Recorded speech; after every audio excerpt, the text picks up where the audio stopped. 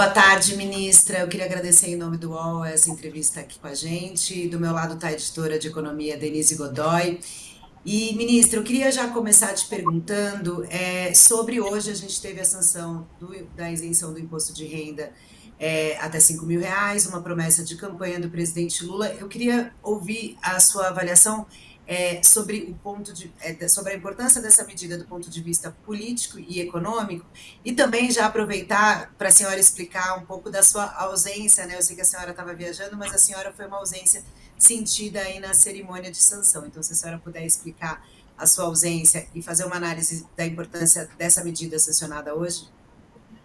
Claro, bom. Boa tarde a todos, Carla e Denise, é um prazer poder falar nesse dia, que eu acho que é um dia histórico, um dia importante para a população, para a classe média brasileira, através do canal UOL, e falar um pouquinho de economia e da importância desse momento. Bom, eu cheguei de madrugada de Suriname, representei o governo federal, nessa data também que foi histórica ontem, 50 anos de independência do Suriname, chegamos 1h da manhã, e é uma terça-feira a viagem, né? Então minha agenda ficou absolutamente comprometida, fiquei assim exprimida. Hoje tive que dar um intervalinho aqui para atender vocês e daqui a pouquinho tem que interromper, porque tem um senador aí para atender, nosso senador Alessandro, que está aí relatando o PL da Segurança Pública, também da CPI da segurança pública no Brasil. Então é isso, né? Enquanto o Haddad nos representa muito bem, né? Aqui cada um tendo que cobrir as demandas do outro. Além do que é final do ano, eu sou a última a apagar as luzes, dia 31 de dezembro, acabamos de apresentar o relatório, temos uma semana aí para saber de onde nós vamos cortar os 600 e poucos milhões que nós tivemos ainda que fazer de ajuste, então minha equipe não pode parar e muito menos eu, né? Mas falando agora, Carla, da importância, né, do projeto para o Brasil, não é só promessa de campanha, né? Eu digo que é um dia histórico, porque assim, a classe média no Brasil há 30 anos espera, né, por ser ouvida, por ser atendida, né, por ver as suas demandas, né? A classe média no Brasil, ela vem, assim, empobrecendo ao longo do tempo, e é natural, um país que tem que colocar o pobre no orçamento, né, precisou depois de uma pandemia, onde o Brasil voltou a se empobrecer, a desigualdade social voltou a crescer, voltamos a aumentar o índice de pobreza e de miséria no Brasil, nós tivemos esses 3 anos para recuperar as políticas públicas. Lembram da farmácia popular que tinha sido destruído no governo passado, né? Tivemos que repor a política pública nas universidades, na ciência, na tecnologia, na inovação, mas é sempre assim, a classe média sempre esperando, sempre esperando. Então o presidente Lula, né, fez um compromisso com a classe média na campanha e honrou esse compromisso.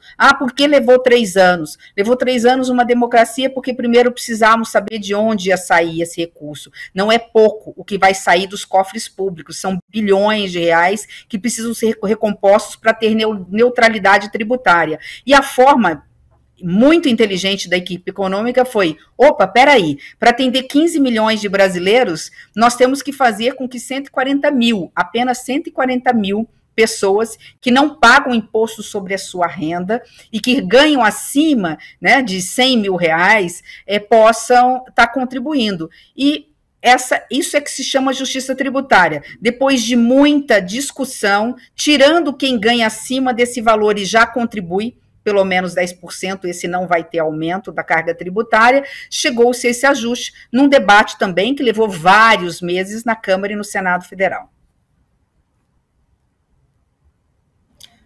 Mas, ministra, assim, uma boa parte da classe média ainda vai ficar esperando, porque quem ganha acima de 5 mil, a tabela não é corrigida há muito tempo e não vai ter direito nem ao desconto escalonado, né? Quem ganha acima de 5 mil não tem direito a nenhum benefício com essa reforma do imposto de renda. E aí muita gente diz que para fazer isso, é claro que a queda de arrecadação seria muito maior, e aí o governo deveria cortar um pouco mais de gastos para conseguir contemplar mais gente e fazer mais justiça. Tem gente que diz que, então, essa isenção ela tem só um caráter eleitoral, porque, na verdade, não faz justiça com uma boa parte da classe média que não vai ter direito a correção nenhuma. Como é que vocês respondem a isso? Eu discordo radicalmente, Denise. Primeiro, não é programa eleitoral, foi uma promessa de campanha do presidente Lula. e todo mundo sabia que ele iria executar. As pessoas reclamam muito, né? Ah, os políticos vão na campanha, prometem e não cumprem. Quando a gente vai cumprir, e, portanto, não cometer estelionato eleitoral, muitos falam, vai quebrar o Brasil. Não vai quebrar o Brasil, porque a gente fez com muita racionalidade. Foi exatamente porque a gente não pode se desfazer do orçamento público, que precisa pagar o recurso da aposentadoria, da Previdência, leia-se BPC, né, dos programas sociais, colocar dinheiro na saúde, na educação, repassar recursos do Fundo para a Segurança Pública nos estados e municípios e fazer as obras e investimentos necessários pelo Brasil, que vai desde subsidiar e financiar a agricultura familiar, a grande agricultura no Brasil, é justamente pela racionalidade e equilíbrio do orçamento que a gente não pode abarcar todo mundo, né? Queríamos viver num país, né, da Europa, né, dos países nórdicos, onde nós pudéssemos isentar todo mundo do pagamento do imposto de renda. Ponto 1. Ponto 2, nós estamos atendendo, sim, toda a classe média no Brasil, porque tem os escalonamentos de quem ganha entre 5.000 e 7.300 e agora eu não sei se é 7.350, houve uma alteração no relatório. Ele vai ter um escalonamento ali, né? Passou disso, a gente não chama mais de classe média. O que não tira, e você tem razão, Denise, o direito, e de repente os próximos candidatos a presidente da República podem se comprometer, né, a isentar, por exemplo, totalmente quem ganha até R$7.000, desde que ele diga de onde, né, ele vai conseguir recurso para cobrir o orçamento sem aumentar o imposto médio da população brasileira. A saída que nós tivemos, que foi inteligente, é cobrar de quem não paga e é considerado super rico. Da mesma forma, Denise, eu discordo totalmente em relação à questão da revisão de gastos. É verdade que poderíamos ter feito mais, mas o que nós apresentamos nesses 3 anos foi o possível. Tanto é verdade, e os números não mentem, os fatos não mentem, e a imprensa não mente, vocês cobriram quantas vezes esse assunto, que na revisão de gastos que nós apresentamos no Congresso Nacional, não foi uma nem duas, foram mais de 3 vezes, toda vez que a gente apresenta um pacote de revisão de gastos, ele é desidratado pelo Congresso Nacional. E aqui não é nenhum discurso de Congresso inimigo do povo, não. Eu vim do Congresso Nacional, eu respeito o processo democrático, é assim que as coisas funcionam. Se o Congresso Nacional entendeu que o BPC não podia mudar as regras, né, não era possível atualizar cadastro, que ele não queria avançar, posso discordar, mas eu respeito a decisão do Congresso Nacional, porque eles também foram eleitos pela população brasileira e, de alguma forma, né, cederam aí a alguma pressão de lobbies legítimos e acabaram não querendo fazer a revisão de gastos, os cortes de gastos que o governo se propôs. Eu não quero ficar me delongando com números, eu acho que não é essa o objetivo da nossa entrevista, mas se tudo tivesse, e nem acho que é tudo que foi apresentado pelo Executivo que tem que ser necessariamente aprovado pelo Congresso Nacional, mas de tudo que a gente apresentou, se a gente tivesse tido a aprovação, nós estamos falando aí de 100 bilhões de reais de revisão. Eu dou um exemplo do Fundeb e destinado uma parte para a educação integral. Seria 15 bi que a gente teria aí de economia. Incluir o fundo constitucional do DF dentro das regras do arcabouço fiscal, mais 2 bi. E aí poderia ficar aqui falando das regras do BPC, da atualização do cadastro, só agora, depois de quantos meses, 1 ano, foi aprovado com prévia, teste MED, enfim, se a gente puxar a lista da revisão de gastos que a gente aprovou, que foi importante, mais aquelas que ainda não foram aprovadas pelo Congresso Nacional, né, nós estamos falando de uma revisão de gastos significativa. Poderíamos ter avançado mais?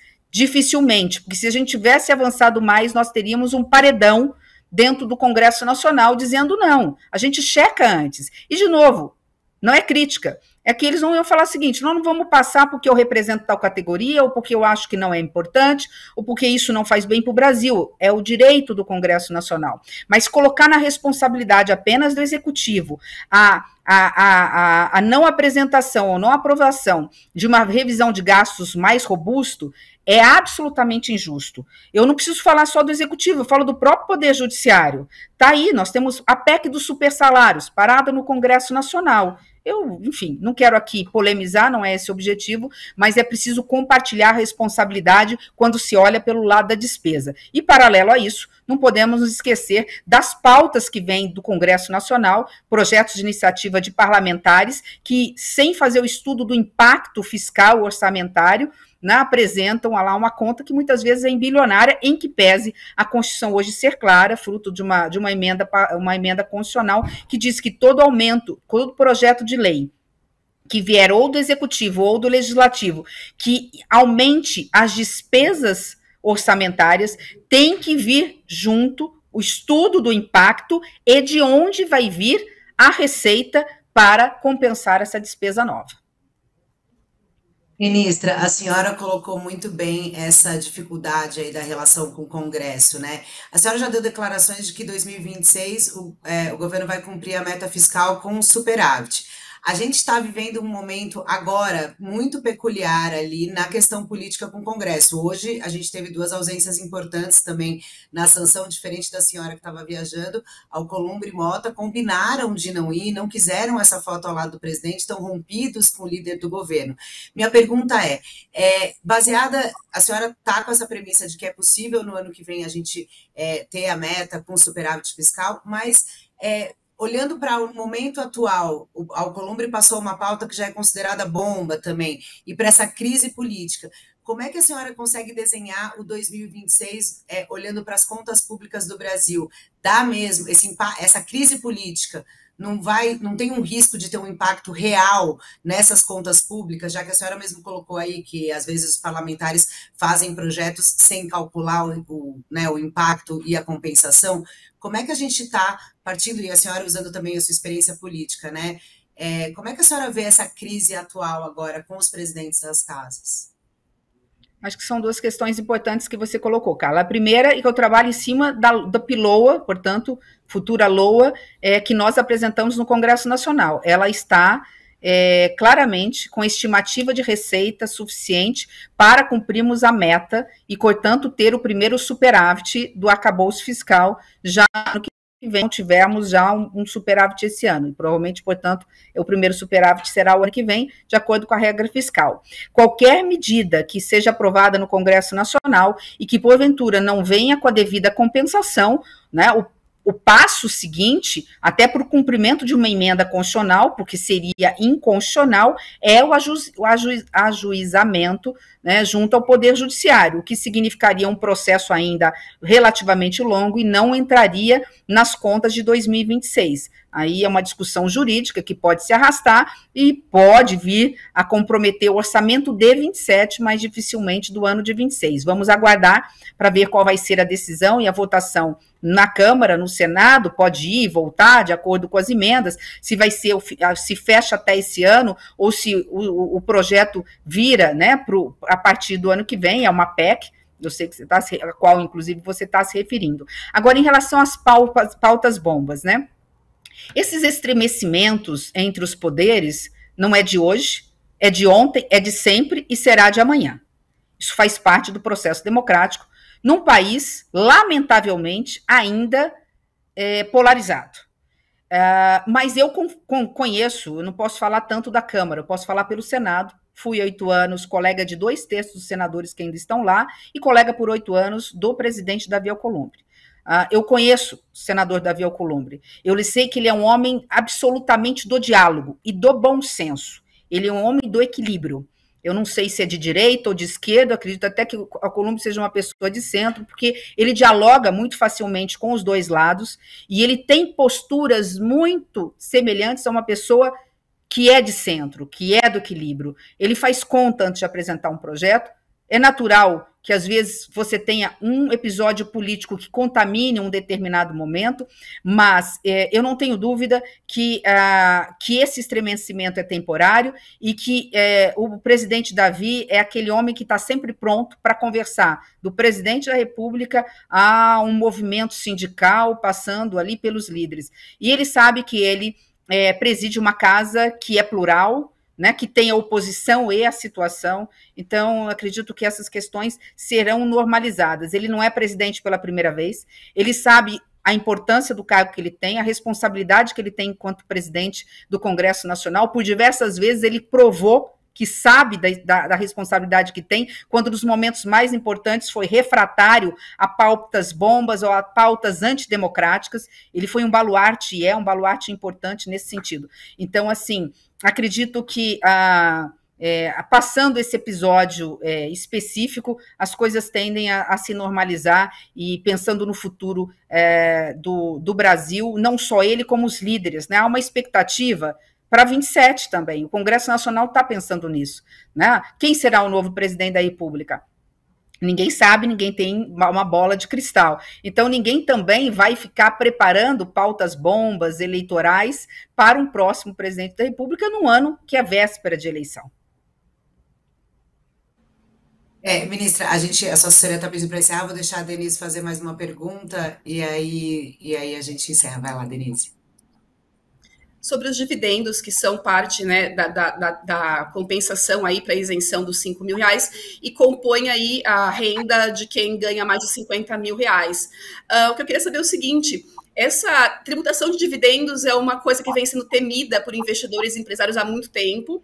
Foi feita dessa maneira, ou seja, compõe a renda aí de uma parcela dos 150 mil indivíduos, né, que ganham mais de R$50.000 aí por mês, mas eu queria saber se em algum momento está sendo preparado ou está em estudo a tributação de dividendos de uma forma mais ampla para os investidores de forma geral. Não, por enquanto não, isso não está no nosso radar, Denise. Não acredito que teremos nenhuma surpresa para o ano que vem, seja no lado da receita, seja em aumento de despesa. Não tem novas políticas públicas, não tem lançamento de novos programas. O ano eleitoral até impede, de alguma forma, pelo calendário de um lado e pelo Congresso Nacional mais refratário, né? E nós temos uma maioria de oposição dentro do Congresso Nacional. Então, pelos dois lados, primeiro que não há, nesse momento, nenhuma necessidade, a não ser que venha um caso excepcional, não quero aqui até bater na madeira, né? Uma pandemia, uma crise internacional. Em relação aos dividendos, como estão colocados, né? O mundo tributa. Muita gente fala assim, vai afugentar capital estrangeiro. A gente sabe que capital estrangeiro vem para o Brasil ou não, vem para os países emergentes, a depender do cenário internacional, dos juros mais altos ou mais baixos, do quanto se paga em países que são considerados mais seguros para os seus investimentos. Como os juros nos Estados Unidos têm caído e tem dado sinal de que vai cair um pouco mais na próxima reunião, ou na segunda próxima reunião do Fed, o que está acontecendo? Está vindo mais investimento estrangeiro. Mesmo com uma possível tributação, ainda compensa ou vai compensar, a depender muito mais, de novo, de fator externo do que de fator interno, né? O que, de novo, a gente não pode deixar, né, num país ainda, e nós temos que comemorar, me permitam, assim, porque faz parte também do nosso trabalho, eu me sinto, assim, um pouco realizada com todo esse trabalho que foi feito, né, quando a gente repôs, nos últimos anos, as políticas públicas. Eu acho que a maior política pública do governo do presidente Lula, para o lado dos mais pobres, é o aumento do salário mínimo acima da inflação, é o que faz diminuir a desigualdade social. E pelo lado, né, da classe média, é a isenção de imposto de renda. Até eu não gosto muito desse termo novo IR. Acho que o lema tem que ser sem IR.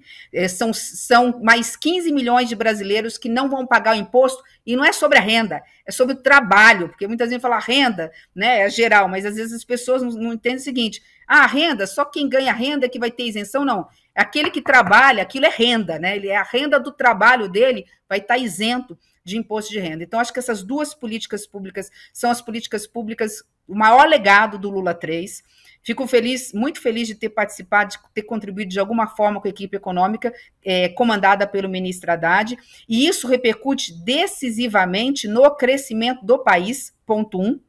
Quando foi a última vez que o Brasil cresceu ao longo dos 4 anos, eu incluí 22, para não falar que estamos aqui só focada no governo, acima de 1,5% todos os anos, uma média de mais de 2% de crescimento no Brasil, um pouco mais de 2%. Isso impacta o crescimento do Brasil e impacta, e eu finalizo com isso, assim, dizendo que acho que é um grande presente para todos nós, né? Para quem não precisa, muitas vezes, de Bolsa Família e nem muitas vezes precisa de salário, porque independentemente é brasileiro e torce, né, pelo Brasil e sente a dor também de quem não tem, né? Acabou de sair pelo IPEA, o Brasil, nesses últimos 30 anos, está no menor índice de desigualdade da sua história. Nós diminuímos em 30